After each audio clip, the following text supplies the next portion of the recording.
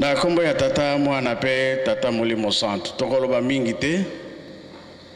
na ba montre comme 15h10 na yango tolandi matin na biso ya mokolo lelo tata pasteur atei biso abandelaki na nzembo ya bayuda ake na mibeko pe mama likambo ya matin na biso tokende nango tobomba pe tosalela yango na yango esengo na biso pamba te tata nzambe asi akanisi la biso likambo yango tobomba yango tosalela yango tosimba yango makasi tata pasteur akendaki mosika ezali ntango na yo kosepele kozala soki tobateli me soki tobateli te pasi eye pamba te koya ya tata Simon Kimbangu na mokili batunaka ye nana tindi yo na musala oyo ozali kosala ye mpe alobi nkolo Yesu mutatindi ngai nazosala musala na nkombo ya nkolo Yesu sango ya nkolo Yesu ekene na mokili mobimba elelo yo tala likambo tata Molimo Santo ayelaki eke na mokili mobimba yango tolobi ezali tango na yo bomba pe tosalela yango pona biso ba étudiant merci mingi c'est vrai na 60 ezali qui passe avant même 60 le kola tata Simon Kimbangu abandaki musala na ye na 21 na ntango wana soki olobi kombo na ye fo bakanga yo na lere wana akangamaki ekobanga ezalaki na bato bana po batanga etanke yo olandi Simon Kimbangu oza na place te kobengana ezala na misala ezala na classe difficulté ezalaki mingi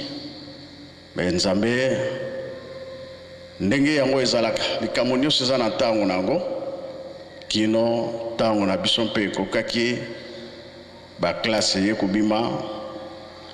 bopito ye kobima to badispensaire ebandeli toujours ezalaka mpasi pwelele likambo mpe etamboli ndenge esengeli kino mokolo ya lelo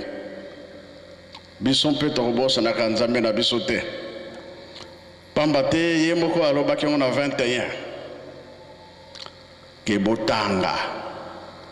ezalaki ndenge nini le 6 juin mundela awuti mbanza ngungu aye kokanga ye me lokola ntango ekokaki te kendaka na mbanza nsanda 3 mois asalaki nkolo Yesu alobi na ye ntango na yo sikoyo ekoki zonga okende kokangama nzela toyebi histoire akomi na gombeli tete maloba oyo abimisaki bana oyo bazalaki na classe baningani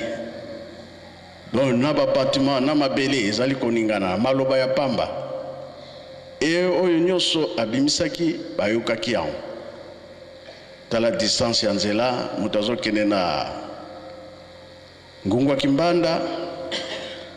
ekole eza epai mosusu me voi na ye eyokani makasi maloba nyonso eyokani makasi aleki na ye klase mobimba ebimi balandi ye te na ngungwa kimbanda batala bana baye asololi na bana alobi bana bozonga bokende kotanga alobi te biso tokokende lisusu te abondeli bango bana babimi bata na likolo okave moni yo papa oza kobenga na biso me tala makambo nane ekomami na likolo batala okave okaka na nzambe ovangama oyo akanaki kosala ekosalama bongo bana balubi bon likambo te lokola yo olobi biso tokei pe lobamaki ke mokili oyo biso moko tokotambusa bokozala mutu munene tala likambo ezalaki nini maloba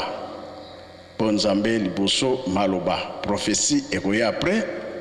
makambo nde emonana ata ewumeli me ekosalama lelo yo toza koloba basavant papa mfumalongo papa de angenda kuntima abengisaka basavant ya mokili mobimba embala liboso nani asangisa basavant na mokili azali te mais papa de angenda asalaki yango basavant ntango baye presque bazaki bamindele tomonaki moto mwindo na kanisa moko tata moko mituna mpe ezalaka mingi mais papa alobi ya moto mwindo mpe azali ebele biso mabondeli na biso baya bamonana totala bango basala mosala moto mwindo mpe oza na elembo ya kosala likambo yango wana bandeko na biso tosepeli mingi liboso nani nzambe oyo tozosala ke toye pa ya nzambe toye kozwa nguya mpe makasi na oyo basilisa nano te bazwa kotanga totiaka liboso nzambe ntango otie nzambe liboso oyo etikali ye moko akopesa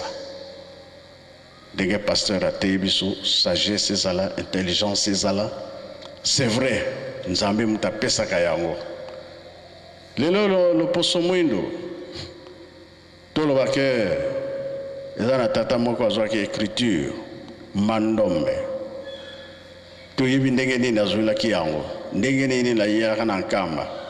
sikoyo mpona kopanza yango na mokili mobimba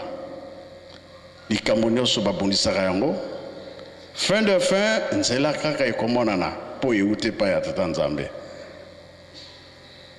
baoyo babandaki deja kosala misala na bango babandaki na écriture me likambo moko nayokaki na Kinshasa esepelisaki ngai eza tata wa Belwadio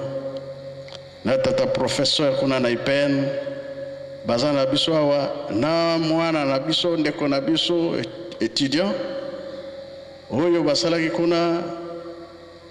tata bamwini kiese alors sango wana ekena ngai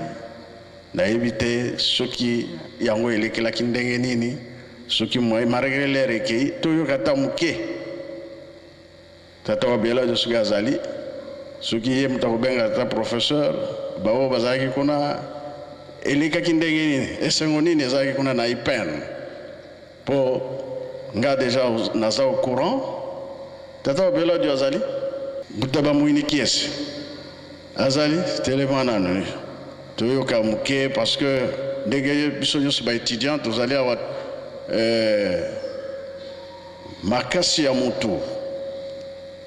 ntango bapesi yo likambo soda azongaka nsima te asali molende lisalisi quand même eyaki na tata professeur menga nalingi nayokela yango na ye moko pamba te nga mpe na komi lokola bino malgré nayokaki yango eza likumbu na biso bato mwindo écriture ebimi tata wa Belwadio mpe gaikiti ketukoka tukilisaho diso de fuidi nkokela situlaleki kaka po likambo ya kitoko parce que likambo oyo mutu mwindo asali ezalaka na valeur te valeur nde eutaka epai mosusu biso tokomona yango kaka pamba mais ntango tobanda koinvente babiloko écriture fo ezala sans écriture likambo wana ekomona na pamba mais nzambe abongisi déjà ce que basava baza na nzela mpo tomoni déjà écriture ekiti bobo kitika boyeko monoki alongaka amiko kina menga anguko mekana noko expliquer biso likambo yango malgré l'air ekei c'est très important na biso bato tozoyekola